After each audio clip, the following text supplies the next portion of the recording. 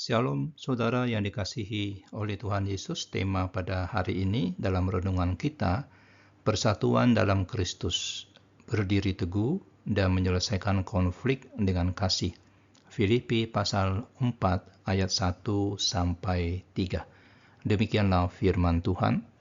Karena itu saudara-saudara yang kukasihi dan yang kurindukan, sukacitaku dan mahkotaku, berdirilah juga dengan teguh dalam Tuhan, hai saudara-saudaraku yang kekasih. Euodia kunasihati dan Sintike kunasihati, supaya sehati sepikir dalam Tuhan. Bahkan kuminta kepadamu juga, Sunsukos temanku yang setia, tolonglah mereka, karena mereka telah berjuang dengan aku dalam pekabaran Injil, bersama-sama dengan Clemens dan kawan-kawanku sekerja yang lain, yang nama-namanya tercantum dalam kitab kehidupan. Di dalam Filipi pasal 4 ayat 1-3, Paulus menunjukkan betapa pentingnya kesatuan di dalam tubuh Kristus.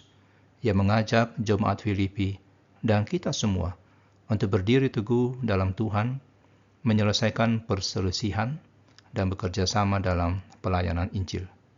Ayat 1 mengatakan tentang kasih dan ajakan Paulus.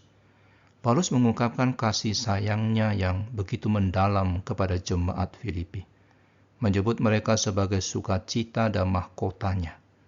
Ia mengajak mereka untuk berdiri teguh dalam Tuhan, menunjukkan bahwa kekuatan kita ini berasal dari hubungan kita dengan Kristus. Nah, apakah kita menghargai saudara-saudari seiman kita sebagai sumber sukacita dan berkat? Apakah kita mengandalkan kekuatan Tuhan untuk menghadapi tantangan hidup ini? Di ayat yang kedua, dia menyatakan tentang menyelesaikan perselisihan.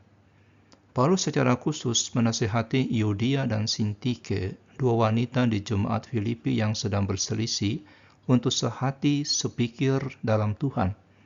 Ia menekankan pentingnya kesatuan yang berakar pada Kristus. Nah, pertanyaannya, bagaimana saudara menyikapi perselisihan di antara sesama orang percaya? Apakah kita berusaha untuk menyelesaikannya dengan cara yang memuliakan Tuhan dan memelihara kesatuan kita? Dan di ayat yang ketiga, dia menyatakan tentang kerjasama dalam pelayanan. Paulus meminta bantuan temanku yang setia untuk mendukung Euodia dan Sintike. Ia mengingatkan bahwa mereka adalah teman atau rekan sekerja dalam Injil dan nama mereka tertulis dalam kitab kehidupan. Dan tentu sebagai refleksi buat kita, apakah saudara siap untuk membantu menyelesaikan konflik di antara saudara-saudari seiman? Apakah saudara menghargai dan mendukung mereka yang bekerja sama dengan kita di dalam pelayanan Injil? Filipi 4 ayat 1-3 ini mengajarkan kita pentingnya kesatuan, penyelesaian konflik, dan kerjasama dalam tubuh Kristus. Mari kita berusaha untuk hidup dalam persatuan dengan saudara-saudari seiman, menyelesaikan perselisihan dengan cara yang benar, dan bekerja sama untuk memajukan kerajaan Allah. Kita berdoa.